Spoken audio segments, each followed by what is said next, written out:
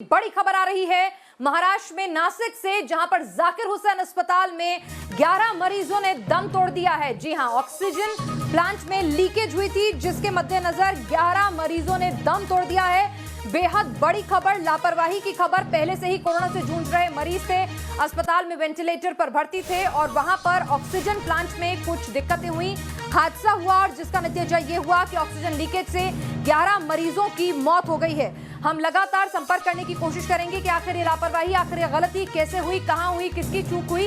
हम लगातार आपको अपडेट देंगे। लेकिन इस वक्त की बड़ी खबर, महाराष्ट्र जो एक तरह से दंश झेल रहा है, कोरोना का सबसे ज्यादा कहर पूरे देश में महाराष्ट्र में देखने को मिल रहा है। महाराष्ट्र, दिल्ली, ये वो दो प्रमुख राज्य हैं जहां पर सबसे ज्यादा कोरोना अपना कहर बरपा रहा है। महाराष्ट्र में 500 से ज्यादा मौतें सामने आ रही हैं, वहां पर लॉकडाउन की घोषणा की जा रही है। और आप ये देखिए, ये 3 तस्वीरें आप अपने टेलीविजन स्क्रीन पर देख पा रहे हैं। और हम आपको बता दें कि नासिक का जाकिर हुसैन अस्पताल है।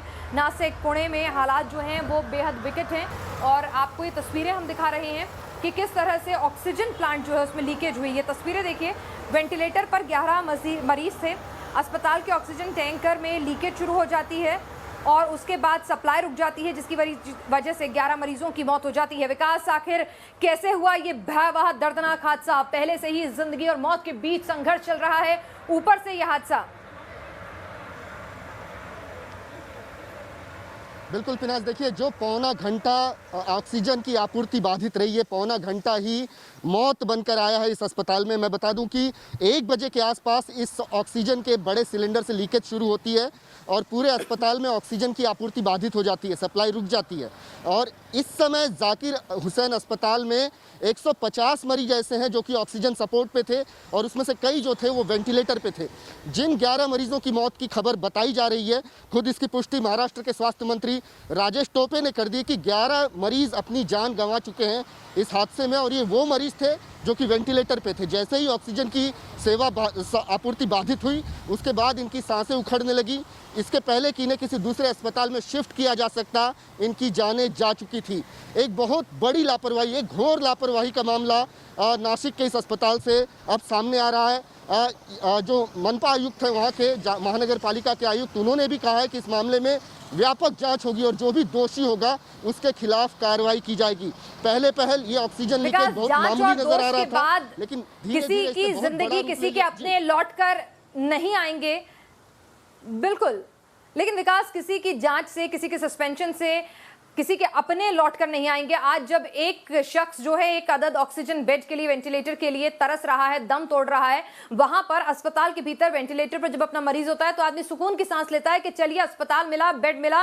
लेकिन अस्पताल के भीतर भी अगर ऐसी लापरवाहियां होने लगेंगी तो इस बीमारी में जहां अपनों के साथ तीमारदारी नहीं कर सकते, तो जरा सोच के देखिए उन परिवारों पर तो क्या बीतेगी। अस्पताल से भी भरोसा उठ जाएगा।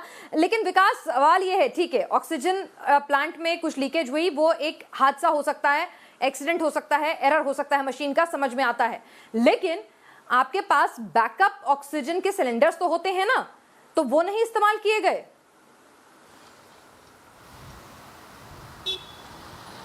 बिल्कुल, देखिए, ये सब जांच का विषय है पिनाज, लेकिन मरीजों की संख्या इतनी ज़्यादा थी। जो हमारी अस्पताल प्रशासन से बात हुई कि इतने कम समय में इतने ज़्यादा मरीजों को शिफ्ट करना या फिर उन्हें जो वैकल्पिक व्यवस्था है ऑक्सीजन की वो मुहैया करवा पाना उनके लिए दिक्कत भरा पेश हो रहा था। और इसी वजह से जो 11 मरीज थे जो कि लाइफ सपोर्ट सिस्टम पे थे, वेंटिलेटर को हम लाइफ सपोर्ट सिस्टम भी कहते हैं, इनसे इनकी ज़िंदगियाँ छीन ली गई सिर्फ इस लीकेज की वजह से।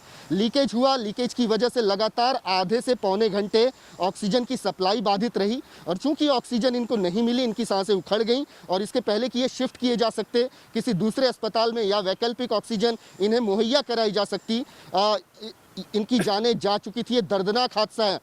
अपनों कई लोगों ने अपनों को खोया है, वो इस समय प्रांगण में रोते बिलखते नजर आ रहे हैं। पूरे अस्पताल के परिसर में अभी भी ऑक्सीजन जो है पसरी हुई है, लोग वहां से खाली कराए गए हैं। बिल्कुल समझ सकते हैं हम ये दर्द और ये वेदना कि अपने लोग ऑक्सीजन की कमी के लिए तड़पते हुए दम तोड़ गए। वो वेदना जो है हम सिर्फ महसूस कर सकते हैं। उनके अपनों पर, अपने निकट संबंधियों पर क्या कुछ बीत रही होगी, इसका अनुमान लगाना भी कल्पना से परे है। इस बड़ी खबर पर अपडेट देने के लिए आपका शुक्रिया।